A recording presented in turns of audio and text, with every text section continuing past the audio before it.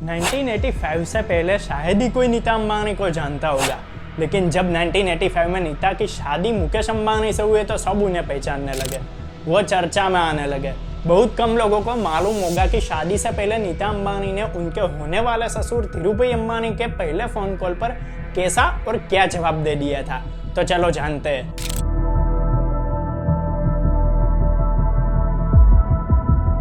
बात कुछ ऐसी है कि 1984 में जब धीरूभाई अंबानी पत्नी कोकिलाबेन के साथ बिरला परिवार के एक फैमिली फंक्शन में गए थे, तो उस फंक्शन में नीता दलाल स्टेज पर डांस कर रहे थे।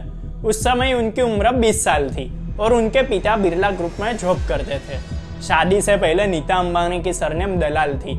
धीरूभाई की पत्नी कोकिलाबेन को नीता दलाल पहली बार देखते ही पसंद पड़ गए। उन्होंने पति धीरूभाई से कहा कि वो नीता की शादी अपने बेटे मुकेश से कराना चाहते हैं, आप उनसे बात करो। जब कार्यक्रम खत्म हुआ तो धीरूभाई ने आयोजक से नीता का फोन नंबर लिया और वहां से निकल गए। फिर धीरूभाई ने नीता दलाल को फोन किया और फोन नीता नहीं उठाया, तो उधर से धीरूभाई अंबानी ने कहा कि मैं धीरूभाई बोल रहा हूँ। तो नीता दलाल को लगा कि कोई मजाक कर रहा है। उन दिनों नीता दलाल की एग्जाम्स चल रही थी और उन्हें लगा कि कोई मजाक करके उसका समय खराब कर रहा है। धीरूभाई अंबानी ने दोबारा फोन किया और फिर नीता ने फोन उठाया। धीरूभाई अंबानी ने फोन पर कहा कि मैं धीरूभाई अंबानी बोल रहा हूँ। यह सुनकर नीता दलाल गुस्सा हो गए और बोले कि मैं एलिजाबेथ टेलर बोल रही हूँ। फोन कट कर दिया। बाद में धीरूभाई अंबानी ने फिर से नीता दलाल को फोन किया। इस बार फोन नीता के पिता ने उठाया। धीरूभाई की आवाज सुनकर तो उन्हें तुरंत पहचान ही गए और उनके कहने पर अपनी बेटी नीता से बात की। जब धीरूभाई ने नीता दलाल से बात की तो उन्होंने ऑफिस आकर मिलने के लिए कहा। अगले दिन जब नीता दलाल धीरूभाई अंबानी के ऑफिस गए तो उन्हें अच्छा लगा। धीरूभाई ने नीता से कई सवाल पूछे, जैसे कि वो क्या पढ़ रही है, उनकी रुचि किन विषयों में है। धीरूभाई नीता को अपनी बहू बनाना चाहते थे, लेकिन उन्होंने नीता से कह दिया कि वो खुद पर कोई दबाव ना रखे। इसी वजह से उन्होंने ऑफिस में नीता से इस बारे में बात नहीं की और मिलने के लिए घर पर बुला लिया। धीरूभाई अंबानी के कहने पर जब नीता दलाल उनके घर पहुंची तो संयोग से मुकेश अंबानी ने ही दरवाजा खोला।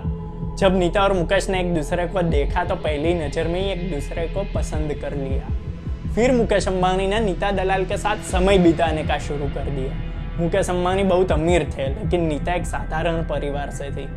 मुकेश उनको मिलने के लिए महंगी कारें लेकर आते थे, लेकिन एक बार नीता के कहने पर मुकेश अंबानी ने उनके साथ बेस्ट बस यानी मुंबई की सिटी बस में सफर किया और बाद में कई बार उनकी मुलाकातें बेस्ट बस में ही हुई।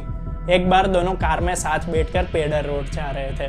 मुकेश अंबानी ने नीता दलाल को शादी का प्रस्ताव देने के लिए सिग्नल पर रेड लाइट पर अपनी कार रोकी और नीता दलाल को शादी का प्रस्ताव रखा और कहा कि जब तक वो जवाब नहीं देगी तब तक वो गाड़ी आगे नहीं बढ़ाएंगे। इसके बाद नीता के चेहरे पर हंसी छा गई और उन्होंने शादी के लिए हाँ कह दी।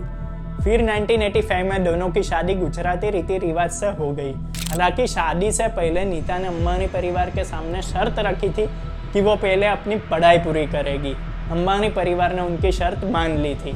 नीता ने पहले अपनी पढ़ाई पूरी की और फिर मुकेश अंबानी से शादी की थी। आज अंबानी परिवार भारत का सबसे अमीर परिवार है और मुकेश नीता ने अपने दोनों बच्चों ईशा और आकाश की शादी में खूब धूमधाम की थी, जिसमें बड़े बड़े राजनेता और बॉलीवुड हॉलीवुड के स्टार्स भी शामिल हुए थे। अगर आपको हमारा वीडियो पसंद आया हो तो ट्रेंडिंग इन इंडिया को सब्सक्राइब करें, वीडियो को लाइक करें, शेयर करें और कमेंट करके जरूर बताएं।